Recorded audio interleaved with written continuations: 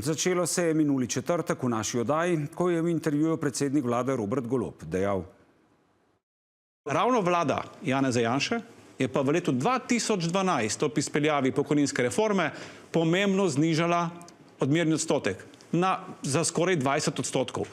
Od tam izhaja sedanji problem položaja sedanjih upokojencev, ker jim je tista vlada Janeza Janše v resnici znižala njihov položaj. Nadaljevalo pa danes z vložitvijo interpelacije proti vladi, ker se premier Golob po pozivu SDS-a, da se zaradi te, kot pravi v SDS-u, lažnive izjave ni opravičil. Iz SDS proti Svobodi letijo obtožbe o manipuliranju in zavajanju predsednika vlade, da je Janševa vlada zaradi znižanja odmernega odstotka za izračun pokojnin poslabšala položaj upokojencev. Svoboda vrača. Na današnji novinarski konferenci SDS smo slišali laži, zavajanja in potikanja. Resnica boli. Kdo zavaja in manipulira, kdo je že globoko v predvolilni kampanji. Z nami je poslanec SDS Zvonko Černač, ki je govoril na današnji novinarski konferenci, in Dejan Premik iz Gibanja Svoboda. Dobro večer obema. Dobro večer. Gospod Černač, najprej ne iz Gibanja Svoboda pravijo, resnica očitno boli, predsednik vlade se nima zakaj opravičiti. Bodo pojasnili, kakšna je njihova resnica. Dokazali smo črno na belem, da je predsednik vlade lagal, da manipulira z upokojenci. Pričakovali smo, da se bo zato upokojencem tudi opravičil. Nič od tega nismo dočakali. Danes slišimo laganje še naprej vodje poslanske skupine Svobode. Zakon, ki je bil sprejet, pokojninski zakon, ki je bil sprejet leta 2012, in to izhaja iz dokumentov Zavoda za pokojninsko in invalidsko zavarovanje, ki so javno objavljeni na njihovi spletni strani, ni znižal pokojnin. Ta zakon je ustavil dolgoletno padanje pokojnin, ki so v predhodnem 12-letnem obdobju padle za 7%, oziroma se je odmerni odstotek znižal za 7% in preprečil nadaljne padanje v naslednjih letih, ko bi se ta odmerni odstotek znižal še za 5,5%. S tem se je na nek način zavaroval materialni položaj upokojencev in tega se zelo dobro zaveda tudi predsednik vlade in tudi vsi v Svobodi. Kolega Premik, mislim, da je bil dolga leta zaposlen, predno je postal poslanec na Zavodu za pokojninsko in invalidsko zavarovanje. Danes me prav zanima, ali bo tudi on podpiral te laži še naprej ali ne. Jih boste ali ne? Seveda, da ne. Če smo dobro poslušali premierja, je imel izjavo malo drugačno, kakor jo interpretirajo v stranki SDS. Moramo se zavedati, da stranka SDS je že globoko v volilni kampanji in me najbolj žalosti to dejstvo, da vodi to kampanjo na plečih upokojencev kot eno ranljivejših skupin. Če smo poslušali premierja, je on govoril o znižanju odmernega odstotka. Odmerni odstotek se je dejansko nominalno znižal, prišel je iz nekje nad 70 na nekaj na 57. Ni se govorilo pa o tem, da bi prišlo do znižanja pokojnin za 20%, kolikor je na eni izmed izjav povedal kolega Černač. Drugo dejstvo je, da se je v letu 2012, takrat, ko se je delala ta reforma, prišlo do dejansko drastičnega poslabšanja stanja upokojencev. Šlo je celo za 3,7% realnega znižanja pokojnin, zaradi tega, ker se zaradi štednje na račun upokojencev pokojnine niso usklajevale. Šlo je za enkratno znižanje pokojnin več kot 25 tisoč upokojencem, ki jih je potem kasneje delno rešilo tudi računsko sodišče. In pa ne nazadnje, ta odmerni odstotek 5,25 je povzročil številne krivice, predvsem moški populaciji upokojencev, ker se je šele pred 2 leti uskladil z ženskim na 63,5. Tako da je bilo cel kup zadev, ki so se takrat zgodili. Zelo žalostno, da se te laži in manipulacije tudi strani kolega, ki je 14 ali 16 let delal na Zavodu za pokojninsko in invalidsko zavarovanje in zelo dobro ve, da laže, javno laže, nadaljujejo. Nič se ni znižal odmerni odstotek iz 78 na 57,25. Matematično se je prevedel, zaradi tega, ker se je izračun pokojnine po zakonu iz leta 2012, in to kolega Premik zelo dobro ve, začel izračunavati na drugačen način. Pred zakonom leta 2012 in pri odmernem odstotku 78 se je pokojninska osnova v višini 1000 evrov, povem kot primer, da bodo gledalci razumeli, najprej zmanjšala z količnikom 0,732, in šele na to, ko se je zmanjšala s tem količnikom, se je pomnožila za 78% in dobili smo ven pokojnino 570 evrov. Po tem zakonu pa se ta osnova 1000 evrov ni več zmanjševala s tem količnikom 0,732, ampak se je neposredno od te pokojninske osnove 1000 evrov z količnikom 57,25 odmerila pokojnina in dobili smo enak znesek oziroma 2 evra višji znesek. Ni toliko pomembno, ampak tisto, kar je pa še najbolj pomembno pri tej zgodbi, torej nič se ni odmerni odstotek znižal, tudi to je laž, samo matematično se je prevedel na drug nivo. Zakaj? Zaradi tega, ker se je pokojnina izračunavala po zakonu iz leta 2012 na drugačen način kot pred tem zakonom. Še nekaj, če mi dovolite.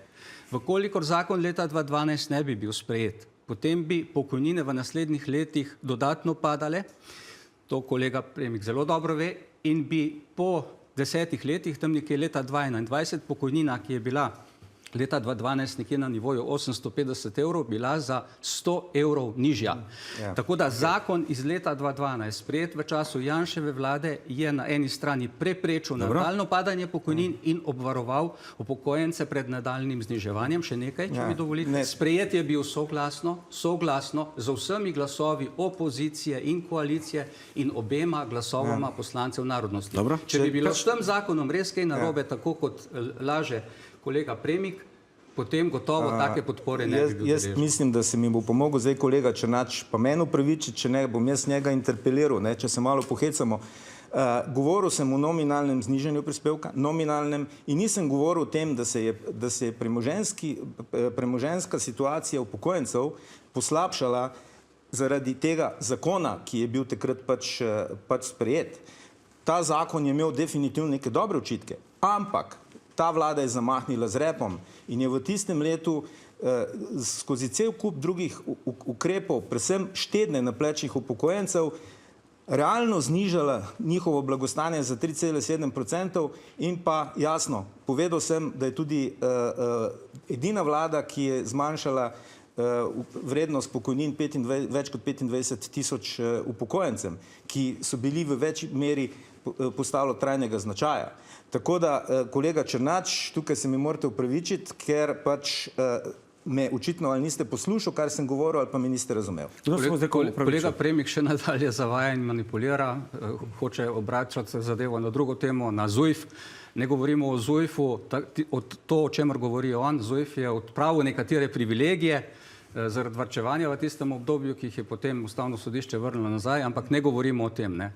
Kolega Premik ni pojasnil tega, kar sem jaz povedal in kar je laž, eklatantna laž, danes ponovljena tudi že vaše strani, da se je odmerni odstotek v času Janševe vlade znižal in da so zaradi tega upokojenci v bistveno slabšem položaju. Mimogrede, na podlagi tega istega zakona, ki še danes velja, se vaša vlada hvali, kako je rekordno uskladila pokojnine v tem mandatu. Nič jih ni uskladila.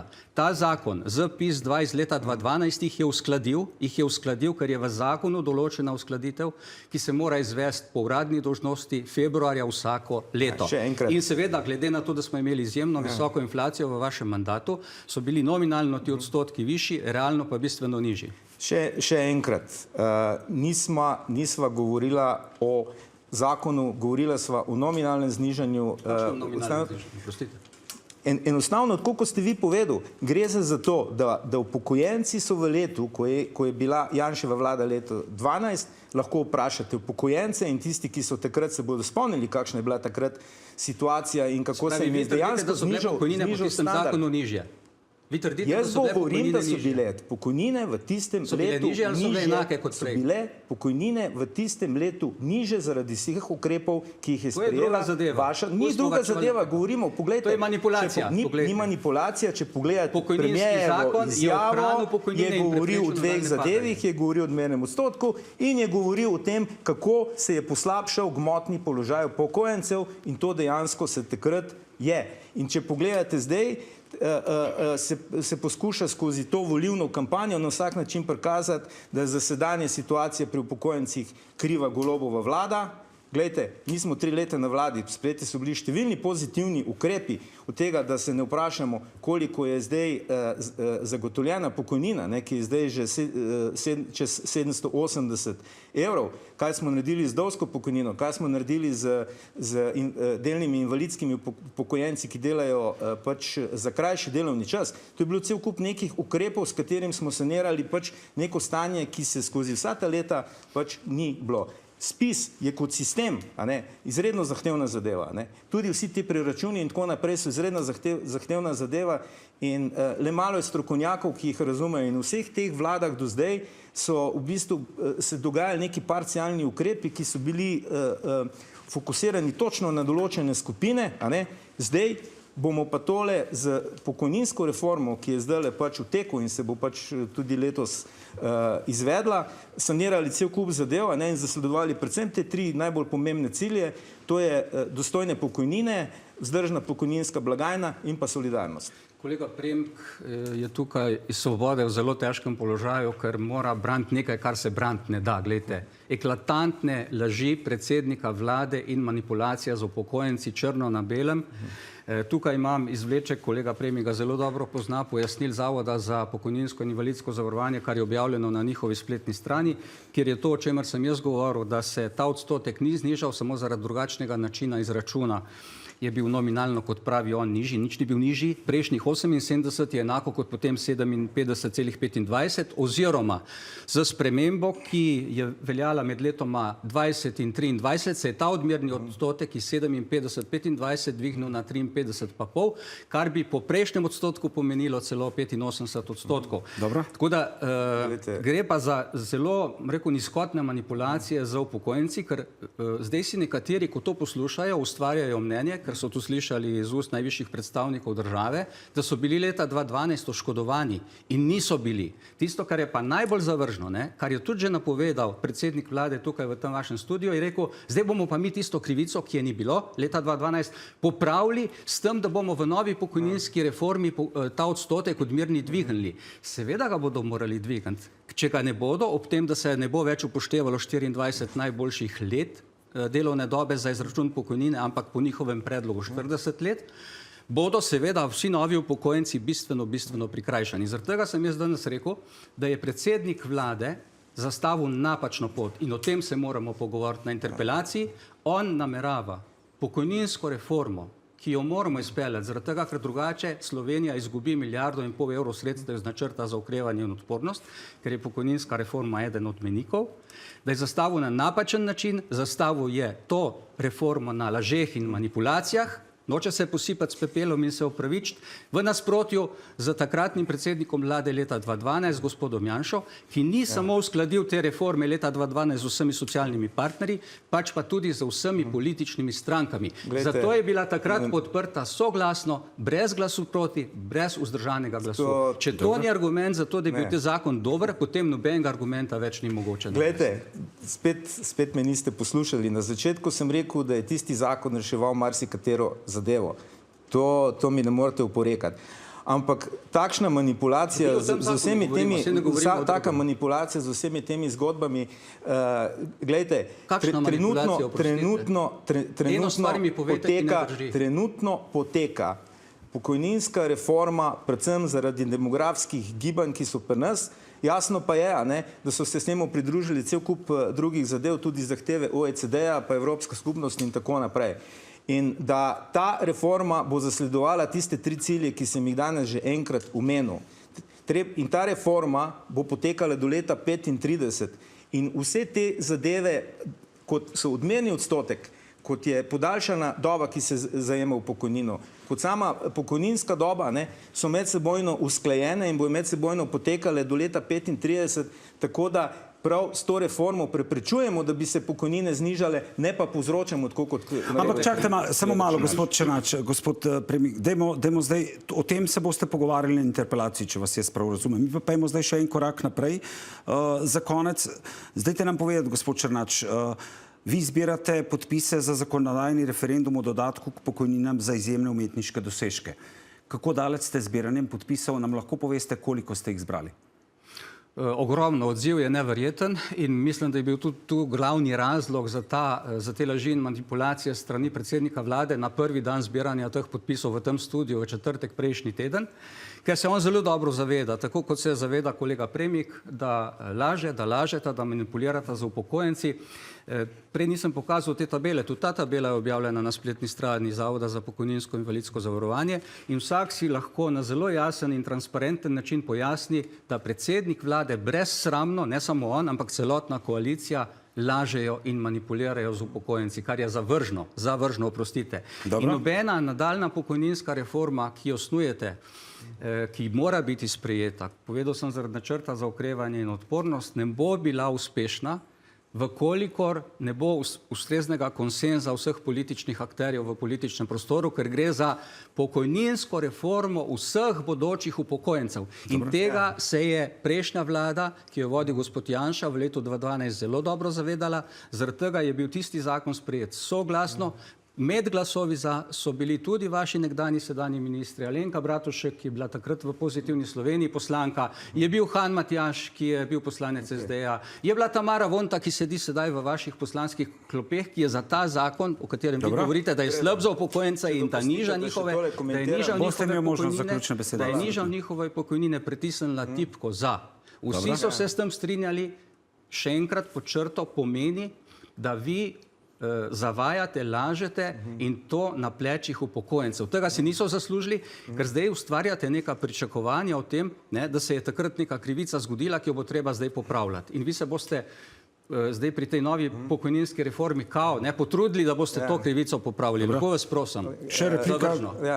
Jaz bi samo omenil to, da besede, ki jih uporablja gospod Černač od laži in tako naprej, niso besede, ki so pač naš način komuniciranja. Mogoče bi bila še najbližja to, da gospod Černač zavaja. Poslušajte, jaz sem vas poslušal, pa dajte še zdaj vi mene.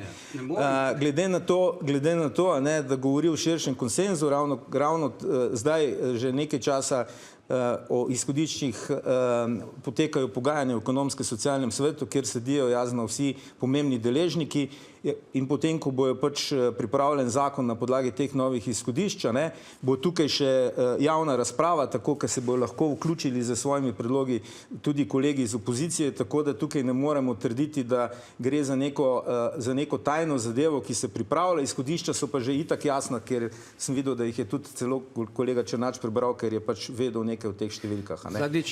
Za vse napake, ki so bile pa strojene, pa za vse krivice, je pa nemogoče, da jih katerakoli vlada za nazaj popravi. Prvič, ker jih je preveč, druga stvar pa, ker je težko posegati v neke sisteme, da se ne bi ustvarjali nove krivice. Najlepša hvala obema, da ste bila naša gosta. Vstal en občan in je rekel, tu vam moram povedati za zaključek, je rekel, o Bog, le kaj smo storili narobe, da nam tole danes vlada. Kaj pa vi pravite na to? Da imajo ljudje srečo, da vam vladajmo mi.